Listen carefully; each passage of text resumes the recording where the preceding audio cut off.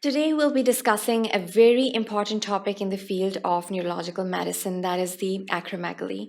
Now, acromegaly is basically caused in an individual whenever there is an increase in the growth hormone. There is a spurt in the growth hormonal secretion, and obviously, there are numerous reasons for the development of this kind of a condition in an individual. As we even saw in our case study, there were particular factors that you have to focus on when you have these patients in your outpatient departments. You'd be focusing on the age of the individual. This is a very key factor when you have these patients and you're suspecting that there is some abnormality or you're suspecting a spurt in the growth hormone. So you'd basically categorize these patients of growth hormone spurt into two categories. We have children and then we have adult age group. So these are the two major categories, and the set of diseases is quite different in both of these cases. We usually label these children to be suffering from gigantism. The prognosis is entirely different from the patients of acromegalic patients. Although the pathogenesis can be quite similar, although the causative factors can be quite similar, but still the treatment guidelines, the prognostic factors are quite distinct in cases of gigantism when we compare them with cases of acromegaly.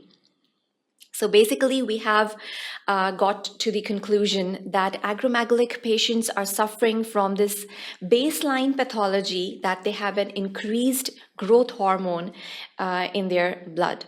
What is causing them? We'll be discussing the major causative factors.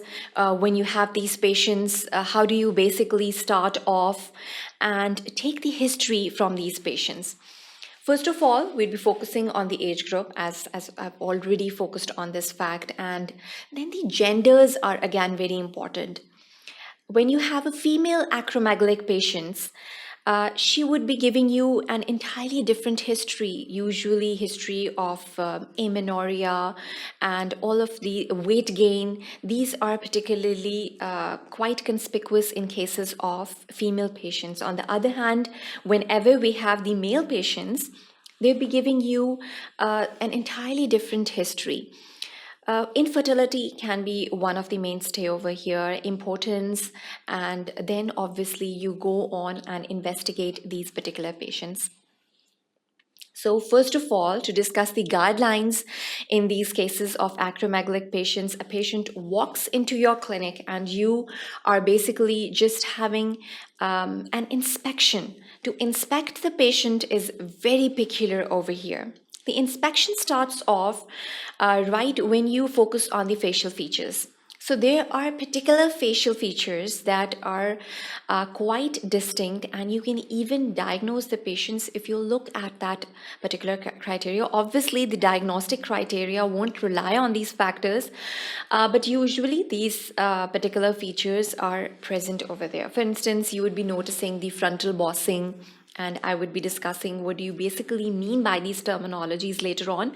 The jaw is inspected in detail, and any kind of retraction or extraction is noted down in the jaw.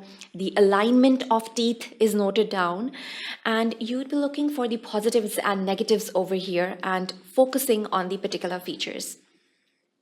Again, as I said, if we have a younger child, for instance, we have a patient of gigantism, and still we are basically looking for the causative factors that can really cause the growth hormone spurt in that child.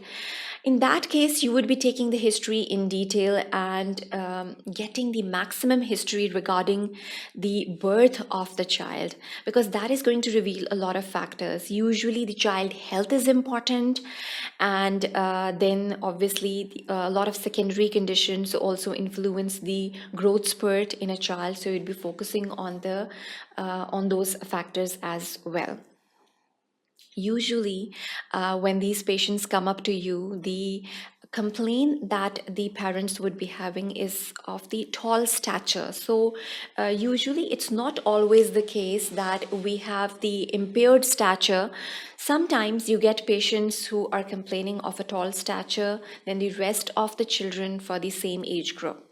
So again, the history is very important. The parents' heights is very important because sometimes it can be an inherited condition, and that is basically causing the tall stature in the individual. And when you carry out the investigations, of course, that is going to reveal the fact that the growth hormone is at a normal level.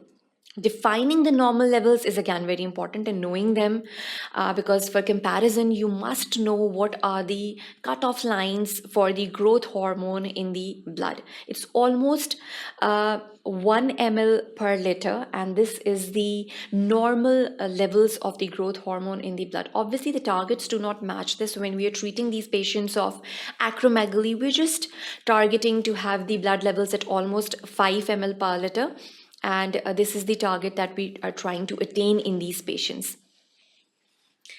So you move on with the history. You look for the collateral history as well is very important over here. The history from the friends, the history from the family is very important because they are going to notice some of the changes in the facial features, in the normal body habitus, and obviously then the skin thickness is sometimes noted down by the patient himself or herself.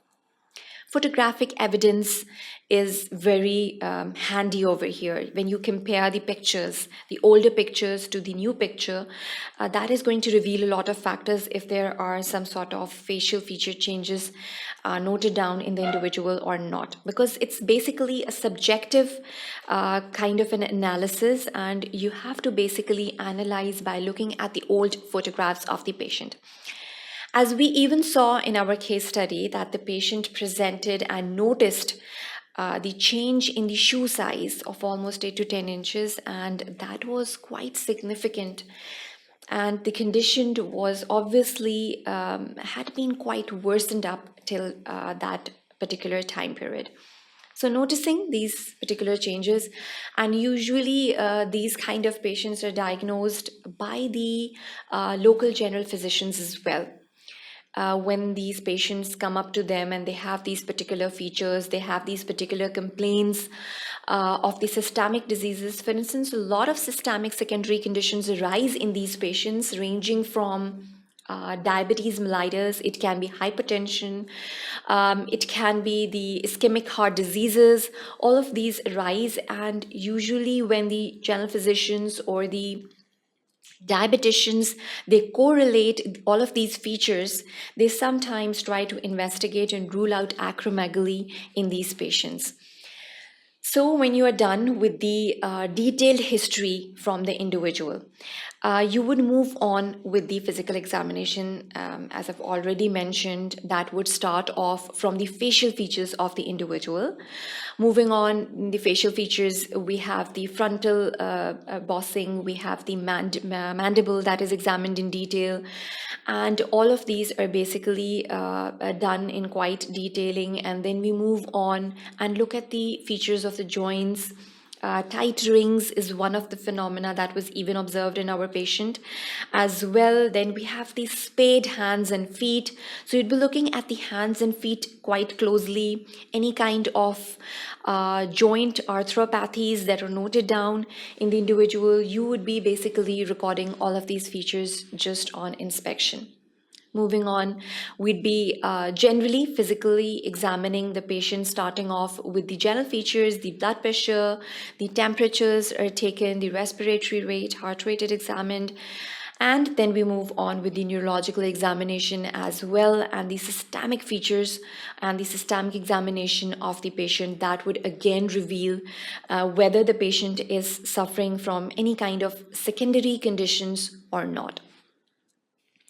So ruling out at this stage whether the patient has some sort of normal facial feature phenomena that is resembling the acromegaly condition, You would be obviously relying on the lab investigations. You would carry out, apart from the growth hormone levels, you would be focusing on the prolactin levels as well.